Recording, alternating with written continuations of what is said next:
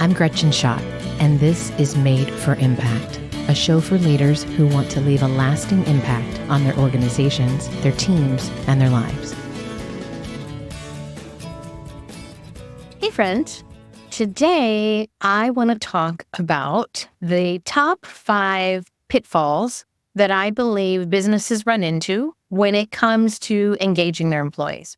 Now, if you've been listening to the show for a while, you know that I am very big on both loyalty and satisfaction of your employees. Both are important because if you are focused on highly loyal and highly satisfied people, then you will lead them to engagement. And we do that through personal growth. But what I have seen in my career and over the years, over and over again, are 5 things that employers often do as no-nos or boo-boos when it comes to engagement. And so here's my top 5 engagement pitfalls. The first one, it's my very first one because it drives me absolutely crazy. And I have consulted with businesses for years on this. The first one is ignoring employee feedback. Nothing is more frustrating and nothing is more demeaning to your employees than when you ask them for feedback, especially through a survey, and then do absolutely nothing with that information. Now, oftentimes, managers and executives will look at that data and they don't know what to do with it.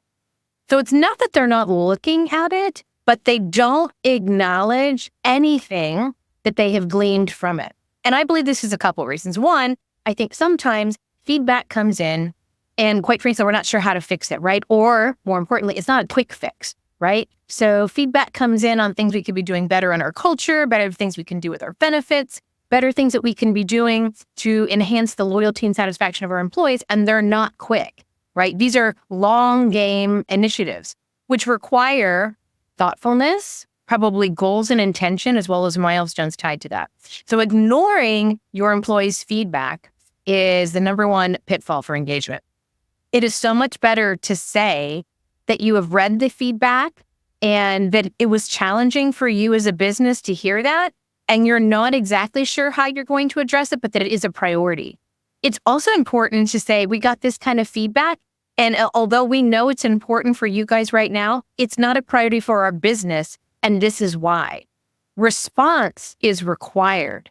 It's not just accepting the feedback, but it is required as leaders and as managers to recognize that we took in that information and we are doing something with it, even if we're putting it on a shelf for a little bit until we have more resources, more time, whatever the case may be. So don't ignore your employee feedback. My second engagement pitfall is focusing on the perks versus the purpose. So offering free lunches. There was a time when we all went back in the office, everyone was getting their, we have a kitchen or we have a ping pong table, right? But I would even say focusing on being a remote worker, a virtual workplace is not enough to entice engagement, right? Those are things that might get people in the door, but those are the things that are going to keep people in your organization. Perks do not relate to purpose. Perks entice people, but your purpose needs to be really clear.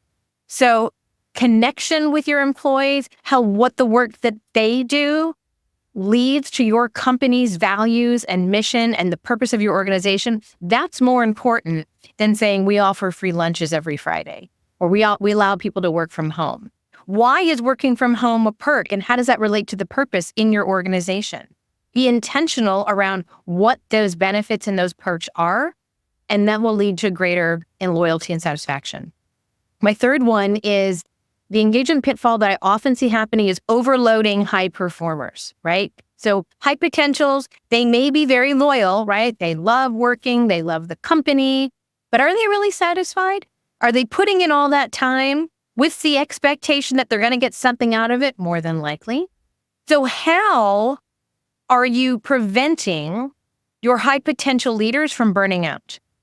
Because when we know someone is a great worker, someone that can be consistently getting things done, someone that we can rely on in a pinch, we have a tendency to burn those people out because of all their good work. Or even worse, I've had leaders say to me, like, my reward for being such a great leader was I got more work, right? So how are you balancing compensating those high performers. And it can't always just be, well, you get a bigger opportunity. Oh, well, you get to shadow me. No, do not overload your high performers. And I would say, as a manager, we actually have responsibility to help foster a healthy work balance with our employees, right? So if someone is killing it, are you making them take that time off? Give them time away and make sure that they take it. Don't just be like, oh, well, they just love to work. Oh, they're working on their vacation. No. Help them to be mentally well so that they can check out and come back in and then slay it and kill it the next day. But we make the mistake too often, it's a pitfall engagement, is that we burn out our high performers because they are not actually satisfied. They're loyal to the company up to a point, but loyalty only gets you so far. Because once I start to falter in my motivation, then I start thinking about becoming opportunistic, which is really about satisfaction. And if you have someone that is highly satisfied, then they're always looking for that next opportunity, and they're not actually loyal because they don't have any humility around the work that they do, and they don't have any motivation, right? So as we increase someone's confidence and we increase their humility and we increase their motivation, we can lead to better engagement. But without those, we end up just having either really loyal or really satisfied, and we don't want employees in either. We want both. My fourth engagement pitfall is an all-for-one approach. So we get lazy in engagement practices, and unlike the Three Musketeers where it's all for one and one for all, our engagement practices actually need to be varied depending on the role and the department. What's exciting for one employee in a department isn't necessarily going to be the same level of excitement for an employee in another department, right? So maybe you've got some employees that really love to get connected with people in their industry, right? Maybe like your R&D team. They really love talking with best practices, people in their industry. So going to a conference and getting to take the whole team could be a very great perk. If you told a sales team, we're going to take you and have you go to this conference, probably not as rewarding because they're thinking every minute I'm there, I'm losing money, right? Same thing with swag. I can't tell you the number of times people get so upset because clothing for a company gets purchased for one department, especially sales. Sales gets lots of swag. Sales gets lots of things because they have to be out in public, right? So it makes sense. Like you're going to give your sales team perhaps a nice polo shirt that they can wear to an industry event or to go to a networking event. But your development people probably aren't going to be needing that polo shirt because they're not going to those same networking events. But so do you not get them anything? No. Go get that group a set of hoodies, right? Or go get them a pair of tennis shoes or get them something else that's branded with your company.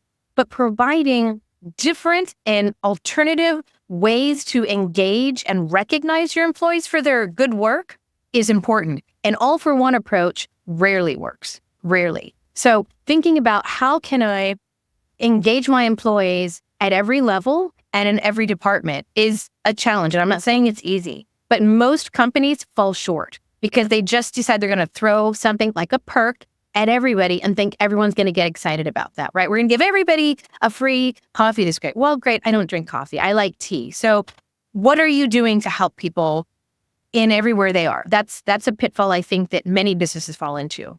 My last one out of my top 5 engagement pitfalls is only focusing on top performers. Now, your top performers are super important when it comes from a perspective of like, how are you managing your energy as a manager and how are you developing people? It makes sense to work on top performers. If we think about how do we engage people, how are we engaging all of our employees? You do not want to create silos in your organization that are just about top performers. So engaging teams of people, recognizing not the person that always is there late every night, there on the weekends, I can call them at a moment's notice. That actually breeds unhealthy work behavior and unhealthy work relationships. But recognizing consistent performance, recognizing team contribution. I will tell you right now, any person that is a top performer is not there alone. They have people supporting them behind the scenes, helping elevate them. And recognizing individuals across a team consistently is how you improve that engagement. If you are only focusing on your top performers, you are breeding toxic work relationships. You're breeding a culture of unhealthy competition, and you are breeding a lot of disengagement within your company, because now what you are teaching people is that they have to sacrifice everything in order to be successful in your organization. And that's not true. Growth does not equal promotion. Leadership does not equal management. And if you want to stop people from feeling like they need to get on some kind of bench to get promoted into some job that you don't have on your plate, that you don't even think that you need right now, you need to think about how are you engaging people at every level, and how are you engaging not just your top performers, but your consistent, reliable employees that have demonstrated loyalty and are satisfied with the work that they're doing. So those are just some things that I've noticed. I'd be curious if you see those things in your company, or if there's others that you have seen that maybe I missed. If I hear from enough of you, maybe I will do another show on another 5 engagement pitfalls. But for now, I want you to think about these 5. And I want you to think, how can you make plans now before next year to avoid these pitfalls? What's one thing maybe you're taking away from this show today that allows you to think about how you either want to show up differently as a manager or leader, or a process or a policy maybe that you want to change in your organization so that you can have more satisfied and more loyal employees next year? I hope you love this content. I hope that you are getting a lot out of it. And I would love to hear from you. So if you are not connected with me on LinkedIn, please do so. If you do like the show, I would love it if you would give us some stars, write a quick review. But most importantly, if you do nothing else today, I want you to remember that you are made for impact.